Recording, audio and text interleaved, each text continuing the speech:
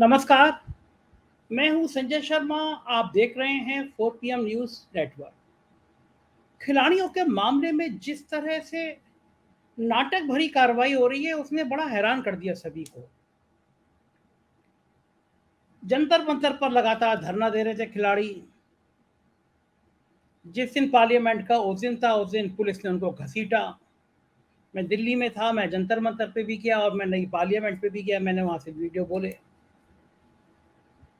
और फिर खिलाड़ी बड़े गुस्से में आ गए। ये कहा कि हम बड़ा आंदोलन करेंगे।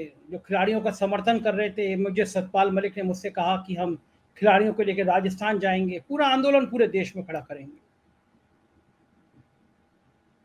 तो फिर अचानक खबर आती है, जिस दिन पंचायत सम्मेलन हो रहा था इन लोगों का, काफी सारी खापें जोड़ी थी, तब अचानक खबर आती है कि देर रात अमित शाह से मुलाकात करी खिलाड़ियों ने।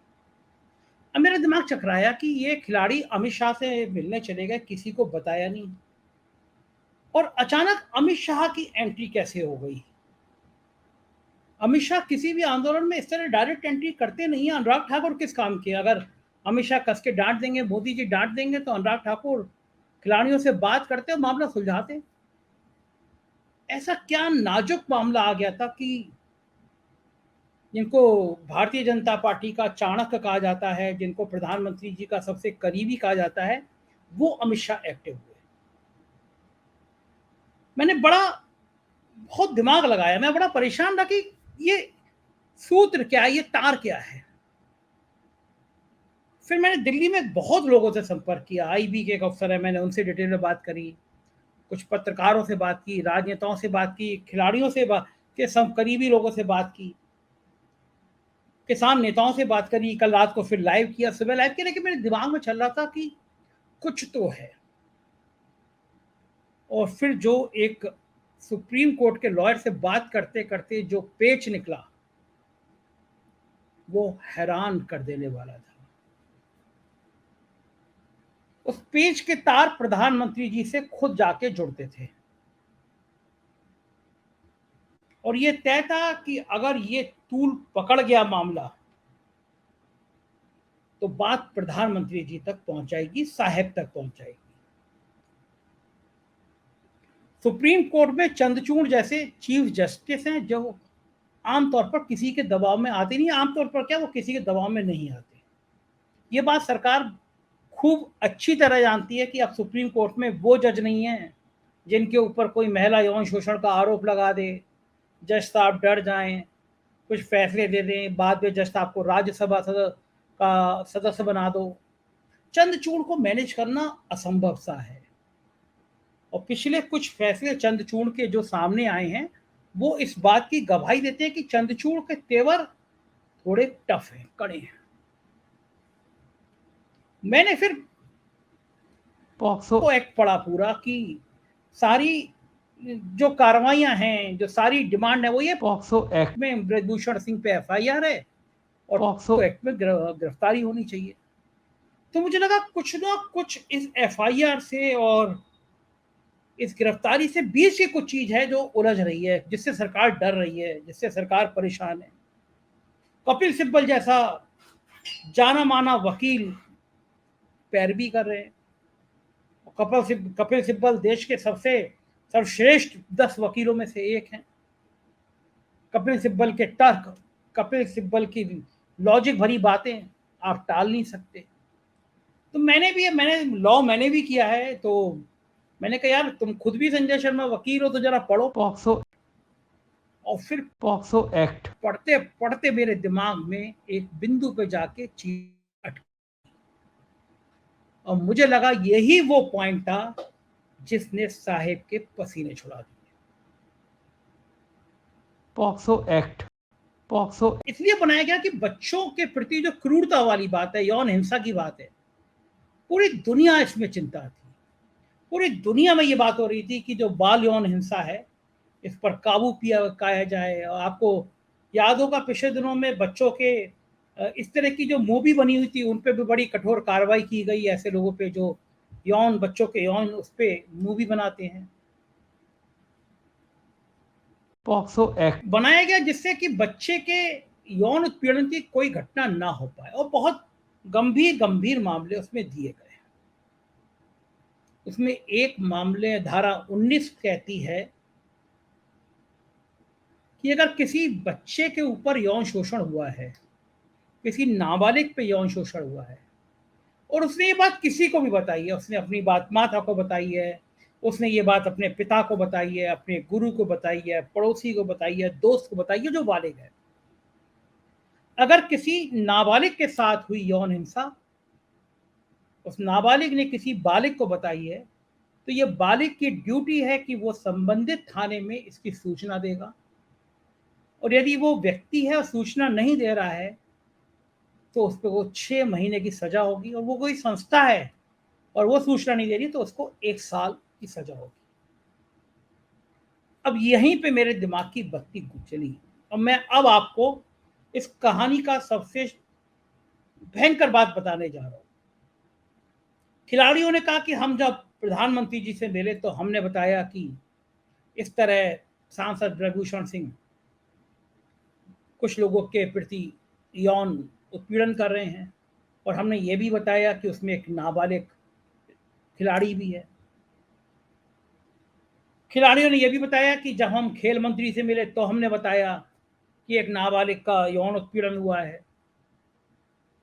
तो इस कानून के तहत जब खिलाड़ियों ने यौन उत्पीड़न की सूचना प्रधानमंत्री जी को दे दी, यौन उत्पीड़न की सूचना खेल मंत्री को दे दी, तो इन दोनों की जिम्मेदारी थी कि तत्काल इसमें एफआईआर कराने के आदेश थे, क्योंकि पॉक्सो एक्ट में है कि अगर जानकारी उन्हें मिल गई और उन्होंने एफआईआर नहीं कराई तो उन्हें 6 महीने की और 1 साल की सजा हो सकती है। अब आगे बढ़िए, इसमें एक कमेटी बन गई। कमेटी बन गई कि खिलाड़ियों के यौन उत्पीड़न की जांच होगी। उस कमेटी के जितने सदस्य थे उन सबके सामने खिलाड़ियों ने बयान दर्ज कराए, और मेरी जानकारी में यह है कि उस नाबालिग ने भी बयान दर्ज कराए।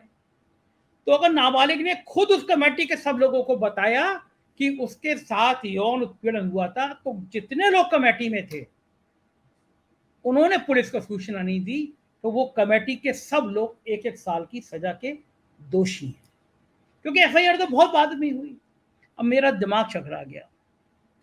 मैंने कहा अगर कपिल सिब्बल ने ये कानून, ये धाराएं सुप्रीम कोर्ट में चंद्रचूड़ जी के सामने रख दी और कहा मील आउट, खिलाड़ियों ने तो प्रधानमंत्री जी को बताया था, खिलाड़ियों ने तो खेल मंत्री को बताया था, खिलाड़ियों ने तो जो कमेटी बनी थी उस कमेटी के हर सदस्य को बताया था कि मेरा यौन उत्पीड़न हुआ है, तो पॉक्सो एक्ट में जो धारा है, धारा 19, धारा 21, इसके तहत प्रधानमंत्री, इसके तहत खेल मंत्री और इसके तहत कमेटी के जितने लोग हैं वो सब सजा के पात्र हैं।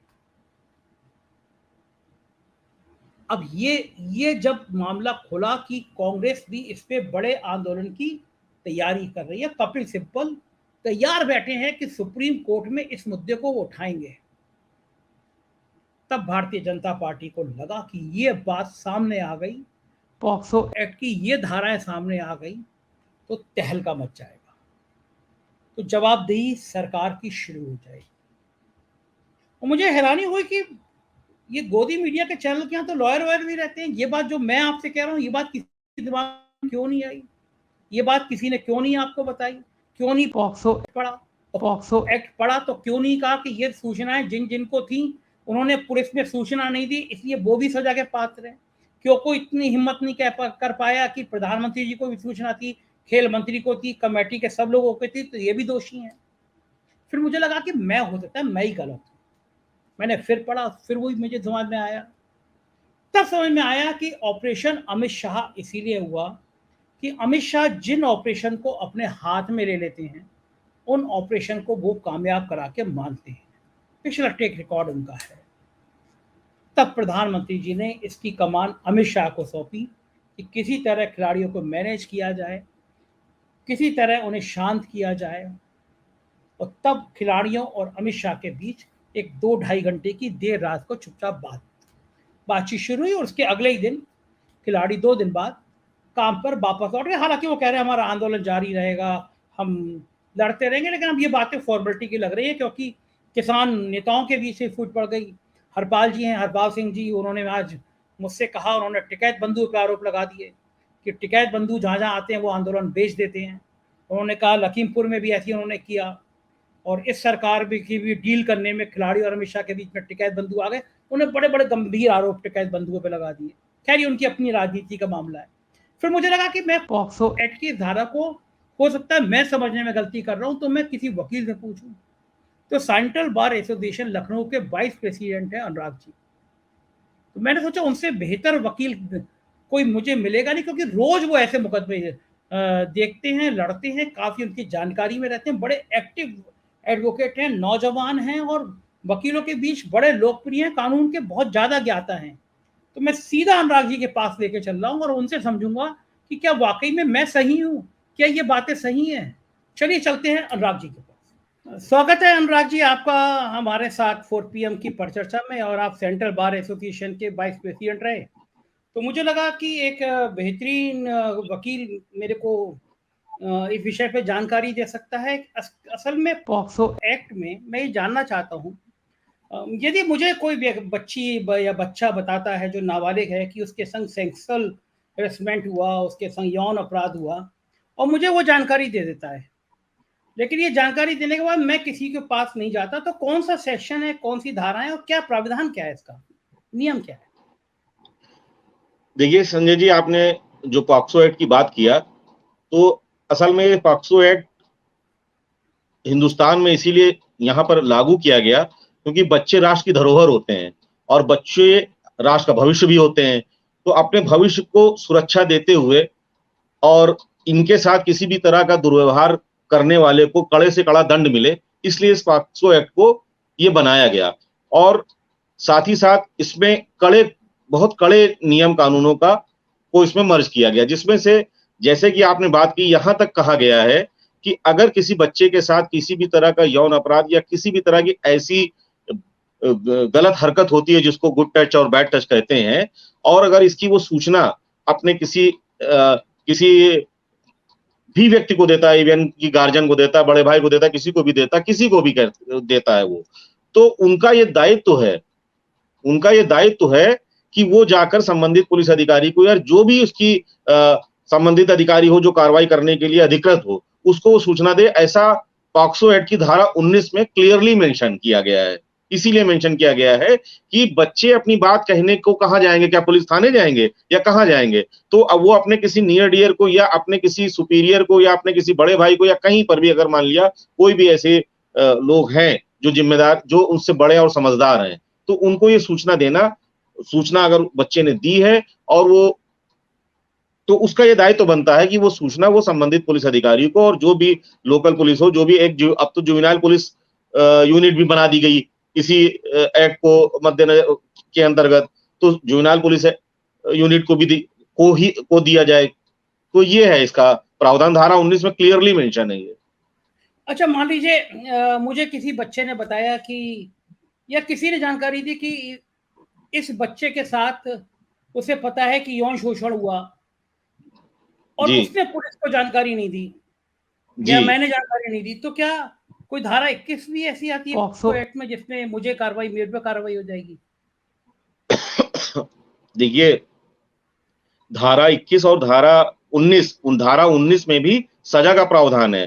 धारा 19 में व्यक्तिगत रूप से अगर किसी को सूचना दी जाती है और वो अगर उसको आगे संबंधित पुलिस अधिकारियों को या कार्रवाई करने के लिए नहीं सूचना देता है, तो वो व्यक्ति 6 महीने की जेल या जुर्माना या दोनों के लिए का भागी होगा। और धारा 21 में तो ये है कि अगर किसी इंस्टीट्यूशन में, मान लिया स्कूल में कोई बदतमीजी किसी के साथ कोई किसी के साथ हुई, और उसने अपने क्लास टीचर को या अपने प्रिंसिपल को या अपने किसी भी अध्यापक को उसने ये जानकारी दी और उन्होंने वो जानकारी आगे नहीं बढ़ाई, तो उनके लिए धारा 21 में अलग से प्रोविजन दिया हुआ है कि उनको तो 1 साल की सजा और 1 साल का इम्प्रिजनमेंट और जुर्माना दोनों उनको भुगतना पड़ेगा, वो दोनों के भागी होंगे।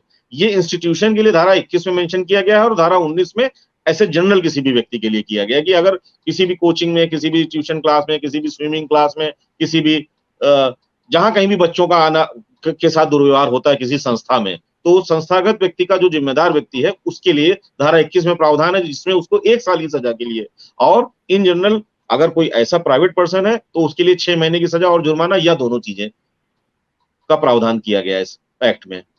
अनुराग जी, मैं अपने मुख्य मुद्दे पे आता हूँ, विषय पे आता हूँ। दरअसल हम जी बात कर रहे हैं कि देश में जो सबसे चर्चित मामला चल रहा है खिलाड़ियों के यौन उत्पीड़न का, की और भाजपा सांसद ब्रजभूषण सिंह पे उस पे आरोप है कि उन्होंने यौन शोषण किया।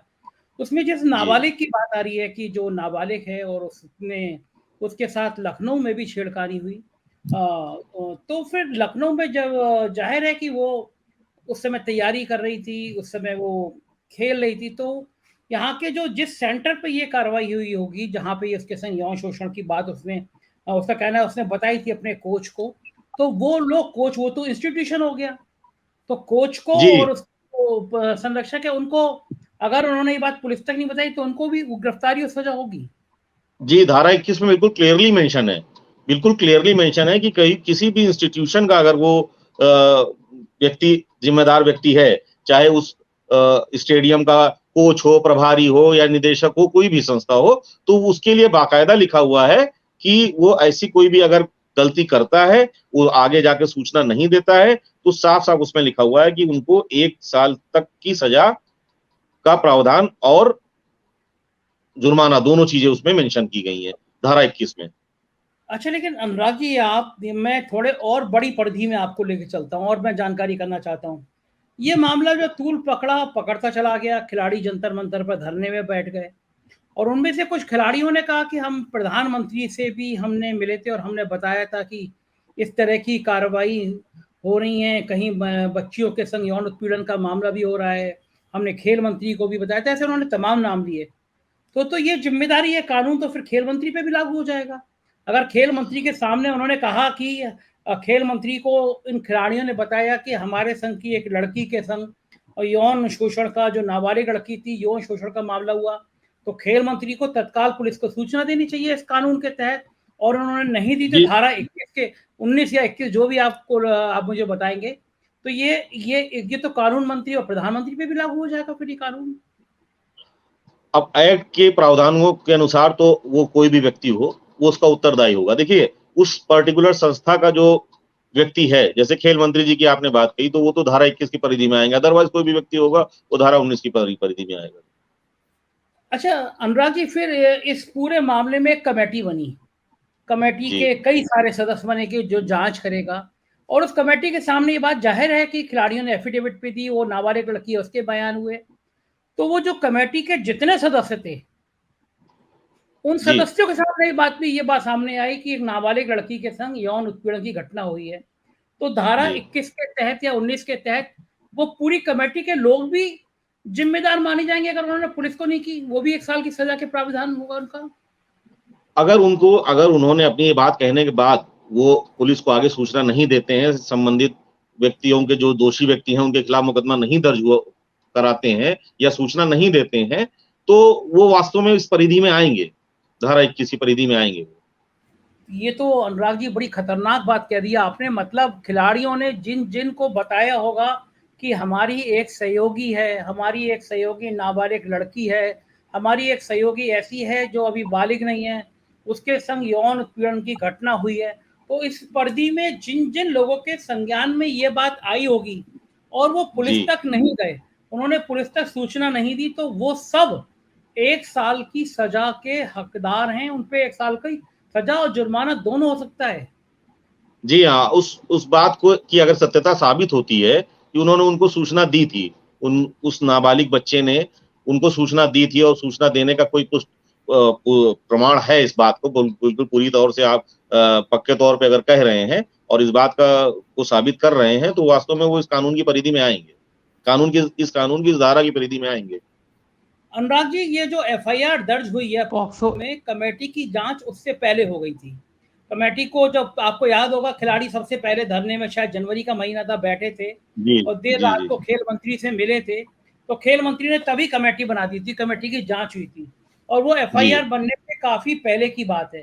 तो जाहिर है जी कमेटी के सामने तो ये मामला आया ही आया था, कमेटी के सामने जी सब खिलाड़ियों ने कहा था, बताया था कि हमारी एक नाबालिग खिलाड़ी है हमारे साथ की, और उनके संग सांसद ने यौन शोषण की घटना करी, तो ये सबके सामने बात आई थी। इसका मतलब ये हुआ कि वो कमेटी जिसके सामने ये बात आई, वो कमेटी जिसके सामने ये कागज आए, वो कमेटी जिसके सामने ये प्रपत्र रखे गए, उस कमेटी में जितने लोग थे वो सब पॉक्सो एक्ट के तहत दोषी हैं और उनको 1 साल तक की सजा और 1 साल तक का जुर्माना हो सकता है।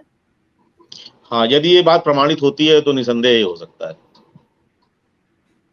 अनुराग जी, प्रमाणित तो मैं इस आधार पे कह रहा हूं कि जब वो खिलाड़ी कह रहे हैं और वो कमेटी के सामने गए, तो जाहिर है जो बात वो टीवी पे कह रहे हैं, जो बात मंच से कह रहे हैं, जो बात वो भाषण से कह रहे हैं, वो तो जाहिर है उन्होंने कमेटी पे भी कही होगी, तो नाम ना होने का मतलब ही नहीं है।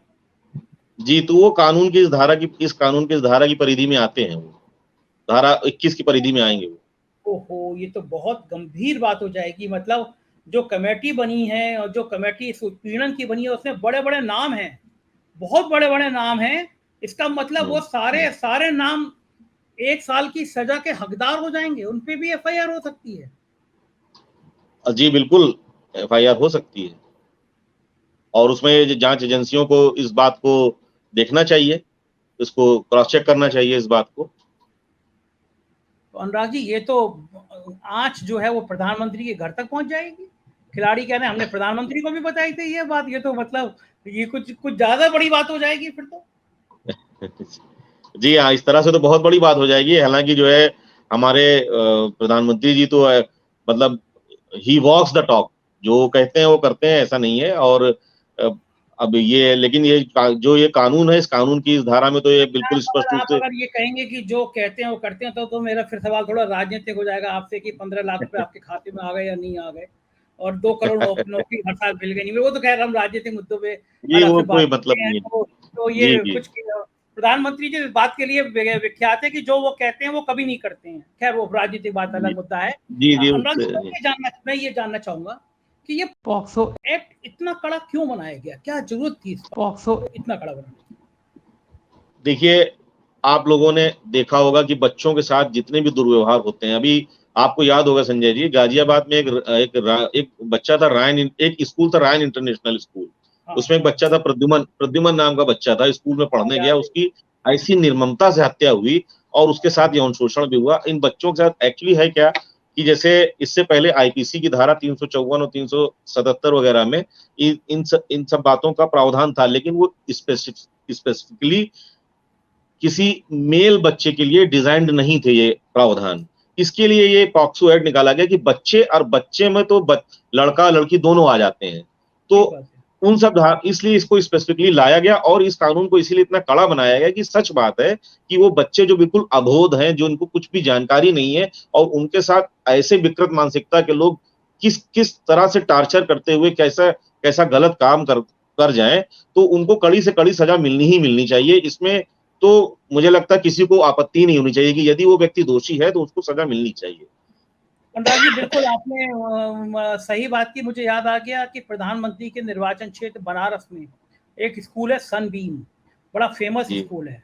वहाँ छोटी सी बच्ची थी, वहाँ उस स्कूल के अंदर उस बच्ची के साथ बलात्कार करके उसकी हत्या कर दी गई और दिल दहल गया था, क्योंकि बनारस बड़ा पवित्र शहर है, बाबा भोले का शहर है, काशी का शहर है, काशी बाबा का शहर है। और चूंकि स्कूल के मालिक बड़े प्रभावशाली थे, उस दौरान एक आईपीएस का वीडियो वायरल हुआ था। वो फिर वीडियो कॉल से 20 लाख रुपए की रिश्वत मांग रहा था और हंगामा मच गया था। हालांकि उस आईपीएस के खिलाफ आमतौर पर अफसरों के खिलाफ कोई कार्रवाई होती भी नहीं है। ये कहा गया 3 दिन में जांच दो, आज तक जांच पूरी पता नहीं क्या हुआ। और उसमें आंच लखनऊ तक आई थी। एक बहुत बड़े अफसर लोक भवन में बैठते थे, मुख्यमंत्री जी के बड़े करीबी थे और पता चला वो डील कर रहे थे और सनबीम के मालिकों से, बनारस के मालिकों से करोड़ों रुपए की डील हुई। और बच्ची जिसके संग रेप हुआ था, जिसकी लाश मिली थी, तो बच्ची के घर वाले तड़पते रह गए। लेकिन चूंकि इतने बड़े बड़े लोग थे, आईएएस शामिल थे, आईपीएस थे, करोड़ों रुपए की वसूली थी। सनबीम वाला, बनारस का स्कूल वाला बहुत पैसे वाला था, तो पॉक्सो एक्ट शायद ऐसी किसी कानूनों के लिए बनाया गया होगा ना। जी, इसीलिए बनाया गया कि कोई भी चाहे कितना भी प्रभावशाली व्यक्ति हो और वो इसमें बचने ना पाए, इसीलिए इतने कड़े कानून बनाए गए। और कानून इसीलिए बनाए जाते हैं जब समाज, देखिए समाज में जब कोई जघन्य अपराध होता है इस तरह का या कोई भी अपराध होता है तो उसकी पुनरावृत्ति ना हो समाज में, इस उद्देश्य को रखते हुए ऐसे कड़े कानून बनाए जाते हैं और पॉक्सो एक्ट भी इसी कानून के तहत बनाया गया था। अनुराग जी, आप तो बहुत बिजी अधिवक्ता हैं, तमाम केस रोज आपके पास दर्जनों केस आते रहते हैं। जो पॉक्सो एक्ट में एफआईआर होती है उसमें गिरफ्तारी तुरंत होती है ना? जी जी क्योंकि एक्ट में दिया भी है कि गिरफ्तारी तुरंत होगी, आपने मुझे बताया था। जी हाँ, बिल्कुल बिल्कुल गिरफ्तारी तुरंत होनी चाहिए और उसको पूरी तत्परता से जो है पुलिस, संबंधित पुलिस अधिकारियों को और नामजद अभियुक्त हो या जिस किसी को भी हो अपनी जांच करके उसको तुरंत उसके गिरफ्तारी होनी चाहिए। जी। तो लेकिन अनुराग जी, पॉक्सो एक्ट में दिल्ली में एफआईआर हुई, दोषी थे एमपी ब्रजभूषण सिंह, तो सांसद जी की गिरफ्तारी क्यों नहीं हुई? अब देखिए ये तो कार्यपालिका का कार्य है, हालांकि होनी चाहिए एज पर, हम तो भाई कोर्ट के व्यक्ति हैं, हम यही बता सकते हैं कि कानून में तो यही लिखा है और ये इस पर आप अन्यथा मत लीजिएगा, आप खुद पदाधिकारी हैं जो कि वकीलों के, और खुद जी इतने बड़े वाइस प्रेसिडेंट रहे हैं आप सेंट्रल बार एसोसिएशन के। लेकिन इस जी देश में ये क्यों होता है कि कानून भी देख कर काम करता है कि कौन कमजोर है। ये कोई मामूली व्यक्ति होता जिससे पॉक्सो एक्ट लगा होता तो वो जेल चला जाता। अब चूंकि वो जी इतना बड़ा सांसद है तो पॉक्सो के बाद में भी घूम रहा है। जी हाँ, ये थोड़ा सा देश की विडंबना ही कही जा सकती है और इससे ज्यादा मैं क्या बता सकता हूँ। हाँ, बिल्कुल ठीक बात है। बहुत बहुत शुक्रिया अनुराग जी, आपने अपना कीमती समय दिया और हमें इतनी जानकारी दी पॉक्सो एक्ट के बारे में, बताया कि ये बड़ा गंभीर कानून है और जिसपे मुकदमा दर्ज हो उसे तत्काल गिरफ्तार करनी चाहिए, और बच्चों के लिए अगर जिसने बच्चे ने सूचना दी है उसे भी तत्काल पुलिस को बताना उसका चाहिए। दायित्व है, उसका ये दायित्व है, उसका ये नहीं, दायित्व बनाया गया कि आप तुरंत सूचित करिए और अगर नहीं करते हैं तो आप भी दंड के भागी हैं। शुक्रिया, बहुत बहुत शुक्रिया अनुराग जी समय देने के लिए। धन्यवाद, धन्यवाद संजय। आपने सुना, अनुराग जी भी वही कह रहे हैं जो मैं कह रहा हूँ। इसका मतलब मामला साहिब के घर तक पहुंच गया था। इसका मतलब अगर ये मामला मैनेज नहीं होता तो साहब के पसीने आ जाते।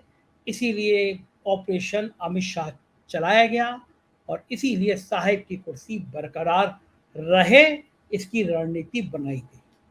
अब बड़ी निगाह रहेगी इस बात की कि क्या वो नाबालिग लड़की का मुकदमा कायम रहता है।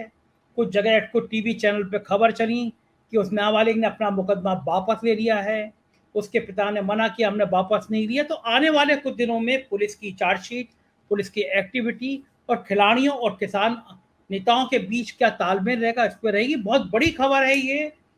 मेरे ख्याल से 4 PM के अलावा किसी ने आपको ये नहीं बताई। तो जाहिर है कि आपका अपना चैनल है जो ऐसी सच सच खरी खरी बात कहता है। हमारा महाराष्ट्र में भी चैनल शुरू हो गया है, तो 4 PM नेशनल के अलावा 4 PM UP, 4 PM Bihar, 4 PM Gujarat, 4 PM Karnataka, 4 PM Maharashtra आपके अपने चैनल में, देखिएगा इनको। शुक्रिया, थैंक यू।